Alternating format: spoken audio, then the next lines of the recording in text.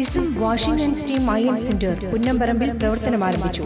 Thekkumkara panchayat president T V Sunilkumar ഉദ്ഘാടനം ചെയ്തു. നൂതന സാങ്കേതിക വിദ്യ ഉപയോഗിച്ച് വസ്ത്രങ്ങൾ വാഷിംഗ്, അയണിംഗ് എന്നിവ ചെയ്തു കൊടുക്കുന്ന യൂണിറ്റാണ് പ്രവർത്തനം ആരംഭിച്ചിട്ടുള്ളത്. പുന്നമ്പറമ്പ് സെന്ററിലുള്ള കളക്ഷൻ സെന്ററിൽ വസ്ത്രങ്ങൾ സ്വീകരിക്കും.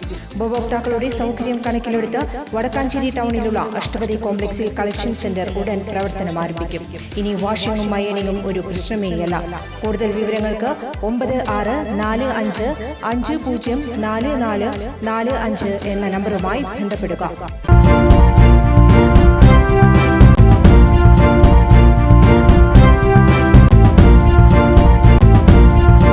നമസ്കാരം, എനി ടൈം ന്യൂസിലേക്ക് സ്വാഗതം. ഞാൻ നിബി രാജേഷ്.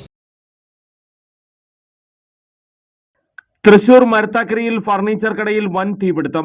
ദേശീയപാതയോരത്ത് പ്രവർത്തിക്കുന്ന ഫർണിച്ചർ ഷോറൂമിലാണ് തീപിടുത്തമുണ്ടായത്. ഇന്ന് പുലർച്ചെ 4 മണിയോടെയായിരുന്നു സംഭവം.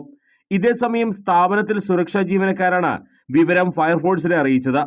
തുടർന്ന് തൃശൂരിൽ നിന്നും പുതുക്കാട് നിന്നും ഫയർഫോഴ്സിന്റെ 5 യൂണിറ്റുകൾ സ്ഥലത്തെത്തി.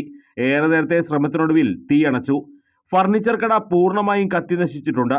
ഓർഡർ നൽകി വീടുകളിലേക്ക് ഫർണിച്ചർ വസ്തുക്കൾ നിർമ്മിച്ചെത്തിക്കുന്ന കടയാണിത്. ലക്ഷങ്ങളുടെ നാശനഷ്ടം ഉണ്ടായെന്നാണ് സംശയിക്കുന്നത്. അപകട സമയത്ത് ശക്തമായ മഴ പെയ്തതിനാൽ തീ കൂടുതൽ പ്രദേശങ്ങളിലേക്ക് വ്യാപിച്ചില്ല. തീപിടുത്തത്തിന്റെ കാരണം ഇതുവരെ വ്യക്തമല്ല. കൂടുതൽ വാർത്തകൾക്ക് ഞങ്ങളുടെ ചാനൽ സബ്സ്ക്രൈബ് ചെയ്യുക. ഫേസ്ബുക്ക് ഫോളോ അപ്പ് ചെയ്യുക. വാർത്തകൾ വേഗത്തിലറിയാൻ എനി ടൈം ന്യൂസ്.